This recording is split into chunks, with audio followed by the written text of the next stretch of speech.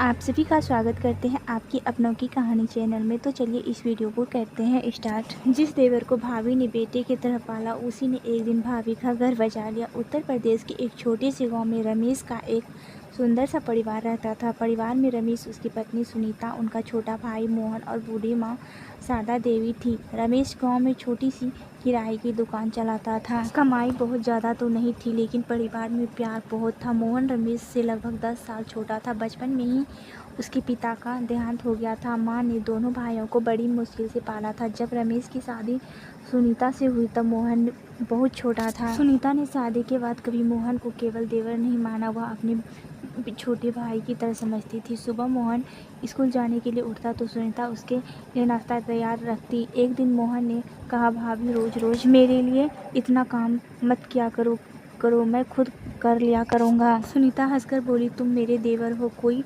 बाहर के आदमी नहीं। जब तक मैं हूँ तुम्हें कुछ चिंता करने की ज़रूरत नहीं। मोहन मुस्कुराकर स्कूल चला गया। समय बीतता गया। मोहन पढ़ाई में बहुत अच्छा था। वह हमेशा कहता था कि बड़ा होकर नौकरी करेगा और अपनी माँ और भाभी को अच्छा जीवन देगा, लेकिन किस्मत को शायद कुछ और ही मंजूर था। एक दिन रमेश दुकान से लौट रहा था। रास्ते में उसकी तबीयत अचानक खराब हो गया और वह सड़क पर गिर पड़ा। गाँव के लोगों ने उसे अस्पताल पहुँचाया। डॉक्टर ने बताया कि रमेश को काफ़ी गंभीर बीमारी और लंबे इलाज की ज़रूरत होगी। यह सुनकर परिवार पर जैसे मुसीबतों का पहाड़ टूट पड़ा।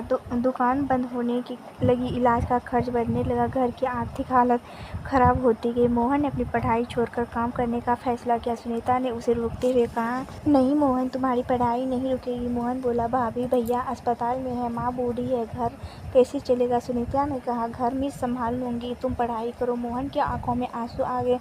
भाभी आप अकेले सब कैसे संभालोगी। सुनीता ने उसके सर पर हाथ रखते हुए कहा, जिस घर में आप अपने लोगों के साथ हो वहाँ मुश्किलों बड़ी नहीं होती है। लेकिन अगले ही दिन सुनीता ने अपने गहने का छोटा सा डब्बा निकाला। उसमें उसकी शादी की चूड़ियाँ और कुछ पुराने गहने थे। उसने चुपचाप उन्हें बेच दिया। उस पैसे से रमेश का इलाज शुरू हुआ और घर का खर्च भी चलने लगा। मोहन को जब ये बात पता चली तो वह बहुत दुख हुआ। उसने कहा, भाभी आपने अपने गहने क्यों बेच दिए। सुनीता ने मुस्कुराकर कहा, गहने तो दोबारा खरीदे जा सकते, लेकिन जिंदगी दोबारा नहीं मिलती। उस दिन मोहन ने मन में एक फैसला किया कि मैं अपनी भाभी को कभी दुख नहीं होने दूंगा। कुछ महीनों बाद रमेश की तबीयत थोड़ी ठीक हुई। मोहन ने पढ़ाई के साथ साथ शाम को दुकान पर काम करना शुरू कर दिया। वह मेहनत करता रहा, लेकिन गांव में कुछ लोग को यह परिवार खुश नहीं देखना था।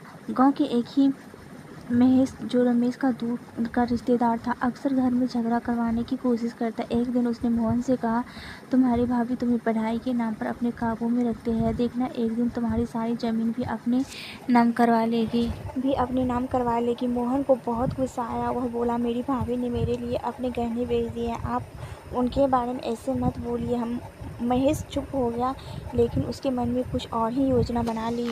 पता था कि रमेश के नाम गांव में थोड़ी ज़मीन थी और वही ज़मीन उसके लालच का कारण थी। एक रात वह चोरी छुपे रमेश के घर के बाहर आया। उसने देखा कि सुनीता रमेश की दवा तैयार कर रही थी और मोहन की पढ़ाई कर रहा था। महेश बुदबुदाया, देखता हूँ कब तक यह परिवार एक साथ रहता है। और अगले दिन उसने अपना खेल शुरू कर दिया। कुछ दिनों बाद महेश ने गांव में अफवाह फैलाना शुरू कर दी कि रमेश की ज़मीन पर उसका भी अधिकार है। वह तरह तरह के कागज़ लेकर लोगों के सामने घूमने लगा। एक दिन वह रमेश के घर पहुंच गया।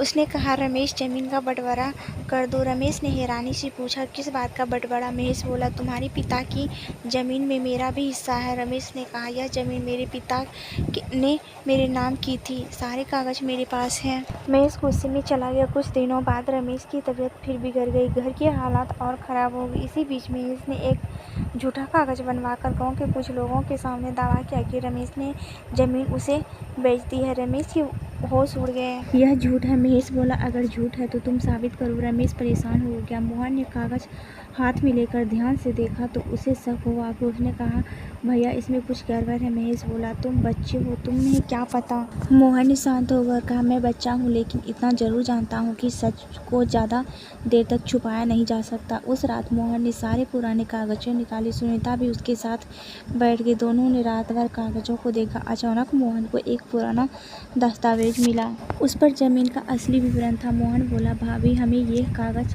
तहसील में दिखाना होगा। सुनीता ने कहा। लेकिन पैसे? मोहन चुपचाप हो गया। घर में पैसे बिल्कुल नहीं थे। सुनीता ने कहा, तुम चिंता मत करो। अगले दिन वह अपने मायके से मिलने आखिरी बचत के पैसे लेकर आई। मोहन ने कहा, भाभी यह पैसे मत लगाइए। सुनीता बोली, आज अगर हमने हार मान ली तो केवल कल हमारा घर ही नहीं बचेगा। मोहन तहसील गया। वहाँ पुरानी रिकॉर्डिंग की जांच हुई। काफ़ी खोजबीन के बाद पता चला महेश के कागज़ों में गड़बड़ी थी। रमेश की ज़मीन उसके नाम नहीं हुई थी। लेकिन कहानी यहीं ख़त्म नहीं हुई। महेश को जब यह पता चला कि उसका झूठ पकड़ा जा रहा है तो उसने एक और चाल चली। उसने गांव के लोगों के सामने कहना शुरू कर दिया कि इस घर में असली समस्या ज़मीन नहीं है। समस्या तो यह है कि सुनीता अपने देवर को अपने हिसाब से चलाती है। यह बात सुनकर मोहन का खून खौल उठा। वह सीधे महेश के घर पहुंचा। लेकिन सुनीता ने उसका हाथ पकड़ लिया। मोहन, गुस्से में कोई ऐसा काम मत करना जिससे हमारे परिवार की इज्जत खराब हो। मोहन की आंख में आंसू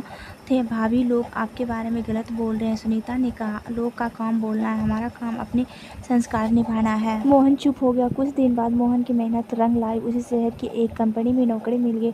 उसकी पहली तनख्वाह आई तो वह सीधा अपने घर आया। उसने पैसे माँ के हाथ में रख दिए। फिर भाभी के सामने जाकर बोला, भाभी यह मेरी पहली कमाई है। सुनीता की आंखों भर आई। मोहन ने कहा, इसमें सबसे पहला हक आपका है। सुनीता ने पैसे आपस करते हुए कहा, नहीं मोहन, तुम्हारी मेहनत की कमाई है, इसे संभाल कर रखो। मोहन बोला, जब मैं छोटा था तब आपने मुझे संभाला था, आज मेरी बारी है। तो उसी समय कमरे में बैठे रमेश सब सुन लिया। उसने मोहन को पास बुलाकर गले लगा लिया। रमेश बोला, मुझे गर्व है, तुम मेरे भाई हो। परिवार में पहली बार कई महीनों बाद खुशी आई। लेकिन उसी रात एक ऐसा रहस्य सामने आया जिसने सबको हिला दिया। शारदा देवी सुनीता को अपने पास बुलाया। उन्होंने कहा, बहू, मुझे तुमसे एक बात कहनी है। सुनीता ने पूछा, क्या हुआ माँ? शारदा देवी बोली, जिस जमीन के लिए महेश लड़ रहा है उसमें एक पुराना राज छुपा है। सुनीता हैरानी रह गई। कैसा राज? शारदा देवी ने कहा, वह जमीन असल में तुम्हारे ससुर ने परिवार के भविष्य के लिए रखी थी। लेकिन उसके कागजों में एक ऐसा नाम दर्ज है जिसके बारे में आज तक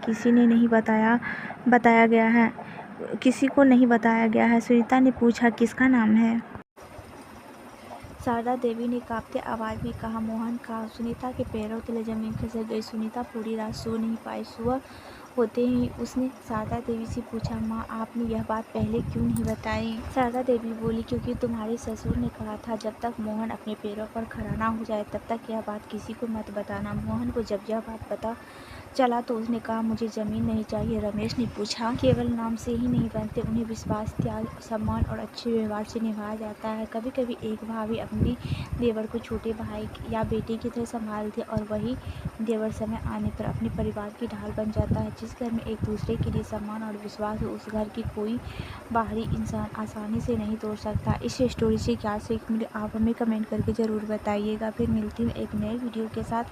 तब तक के लिए आप सभी को थैंक्स। वीडियो देखने के लिए आप सभी का बहुत बहुत धन्यवाद करती हूँ। ऐसे ही प्यार और सपोर्ट बनाए रखना।